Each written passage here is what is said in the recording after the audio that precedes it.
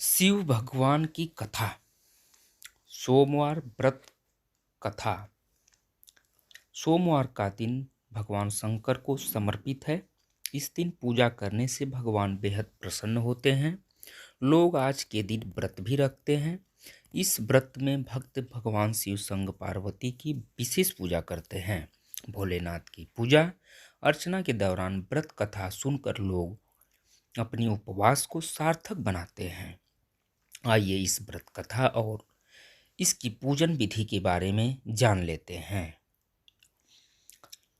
सोमवार व्रत कथा में एक समय की बात है। किसी नगर में एक साहूकार रहता था। उसके घर में धन की तो कोई कमी नहीं थी, लेकिन उसके कोई संतान नहीं थे। इस कारण से वह बहुत दुखी रहता था।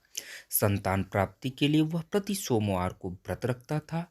वह पूरी श्रद्धा के साथ हर सोमवार को शिव मंदिर जाकर भगवान शिव और पार्वती की पूजा करता था।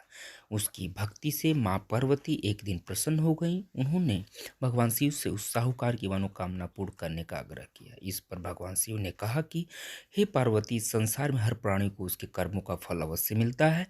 जिसके भाग्य में जो हो उसे भोगना ही पड़ता है। लेकिन माता पार्वती ने साहूकार की भक्ति का मान रखने के लिए भगवान शिव से एक बार फिर इच्छा जताई। शिव जी ने माता पार्वती के आग्रह पर साहूकार को पुत्र प्राप्ति का वरदान तो दिया, साथ ही यह भी कहा कि उसके बालक की आयु केवल 12 वर्ष की ही होगी। साहूकार माता पार्वती और भगवान शिव की बातचीत को सुन रहा था। उसे भगवान की इस बात से ना तो खुशी थी और ना ही दुख। वह हमेशा की तरह शिव जी की पूजा करता रहा। कुछ समय बीत जाने के बाद साहूकार के घर एक पुत्र का जन्म हुआ। जब उस बालक की उम्र 11 वर्ष हुई तो उसे पढ़ाई के लिए काशी भेज दिया गया। साहूकार ने पुत्र के मामा को बहुत सारा धन देकर उसे काशी विद्या प्राप्ति के लिए ले जाने को कहा। साथ ही मार्ग में यज्ञ कराते हुए जाने का आश्वासन दिया। साथ ही यज्ञ स्थल पर ब्राह्मणों को भोजन कराने और दक्षिणा देने को भी कहा। दोनों मामा भांजे साहूकार के निर्देश अनुसार यज्ञ कराते और ब्राह्मणों को दान दक्षिणा देते काशी की ओर चल पड़े। रात में एक नगर पड़ा जहां किसी राजा की कन्या का विवाह हो रहा था। लेकिन जिस राजकुमार से उसका विवाह होने वाला था वह एक आंख से काना था। राजकुमार के पिता ने अपने पुत्र के काना होने की बात को छुपाने के लिए एक चाल सोची। साहूकार के पुत्र को देखकर उसने सोचा, क्यों न इस लड़के को दुल्हा बनाकर राजकुमारी से विवाह करा दूं। विवाह के बाद इसको धन देकर विदा कर दूंगा, फिर राजकुमारी को अपने नगर ले जाऊंगा। इसी तरह वह साहूकार लड़के को दूल्हे के वस्त्र पहनाकर राजकुमारी से विवाह करा दिया। लेकिन साहूकार का पुत्र ईमानदार था। उसे यह बात अच्छी नहीं लगी। उसने मौका मिलते ही राजकुमारी की चुन्नी के पल्ले पर लिख दिया कि तुम्हारा विवाह तो मेरे साथ हुआ है, लेकिन जिस राजकुमार के साथ तुम्हें भेजा जाएगा वह एक आंख से काना है। मैं तो काशी पढ़ने जा रहा हूँ। जब राजकुमारी ने चुन्नी पर लिखी बातें पढ़ी तो उसने अपने माता पिता को यह बात बताई। फिर राजा ने अपनी पुत्री को विदा नहीं किया। बारात को वापस लौटा दी गई। दूसरी ओर मामा के साथ साहूकार का पुत्र काशी पहुंचा।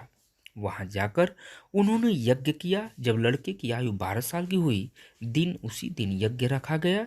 लड़के ने इस दौरान अपने मामा से कहा, मेरी तबीयत कुछ ठीक नहीं लग रही है। मामा ने उसे अंदर जाकर सो जाने को कहा। शिव जी के वरदान के अनुसार कुछ ही देर में उस बालक ने के प्राण निकल गए। भांजे को मृत देखकर उसके मामा ने विलाप शुरू कर दिया। संयोगवश उसी समय शिव जी और माता पार्वती उधर से गुजर रहे थे। पार्वती ने भगवान से कहा, स्वामी, मुझे इसके रोने के स्वर सहन नहीं हो रहे हैं। कृपा कर आप इस व्यक्ति के कष्ट को दूर करें। जब शिव जी उस मृत बालक के समीप गए तो बोले कि यह उसी साहूकार का पुत्र है जिसे मैंने 12 वर्ष की आयु का वरदान दिया था। अब इसकी आयु पूरी हो चुकी है।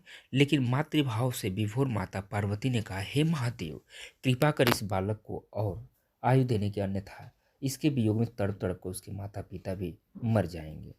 माता पार्वती के इतने आग्रह पर भगवान शिव ने बालक को जीवित होने का वरदान दिया। शिव जी की कृपा से उस लड़के का पुनः जन्म हुआ। इस तरह शिक्षा समाप्त कर लड़का मामा के साथ अपने नगर की ओर वापस निकल पड़ा। दोनों साथ चलते हुए उसी नगर में पहुंचे जहां लड़के का विवाह हुआ था। राजा ने लड़के को वहां पहुंचते ही पहचान लिया। फिर महल में ले जाकर उसकी खूब खातिरदारी की और अपनी पुत्री को विदा किया। इधर भूखे प्यासे रहकर साहूकार और उसकी पत्नी अपने बेटे की प्रतीक्षा कर रहे थे। उन्होंने अपने बेटे की मृत्यु का समाचार मिलने पर स्वयं प्राण त्याग देने का प्रण कर रखा था, परंतु अपने बेटे के जीवित होने का समाचार पाकर वह बेहद प्रसन्न थे। उसी रात भगवान शिव ने साहूकार के स्वप्न में आकर कहा, हे श्रेष्ठी, मैंने तेरी सोमवार के व्रत करने और व्रत कथा सुनने से प्रसन्न होकर तेरे पुत्र को लंबी आयु का वरदान से दिया है। नारद पुराण में सोमवार व्रत का उल्लेख मिलता है। इस दिन सुबह उठकर स्नान करें, फिर शिव जी पर जल चढ़ाने के बाद उन्हें बिल्व पत्र अर्पित करें, साथ ही भोलेनाथ संग माता गौरी की विधिवत पूजन करें। इसके बाद व्रत कथा सुन अपने व्रत को खोल सकते हैं। मान्यता के मुताबिक इस व्रत में 3 पहर की उपवास रखी जाती है, यानी शाम के वक्त व्रत खोल दिए जाते हैं। यही शिव भगवान की कथा है। जय शिव।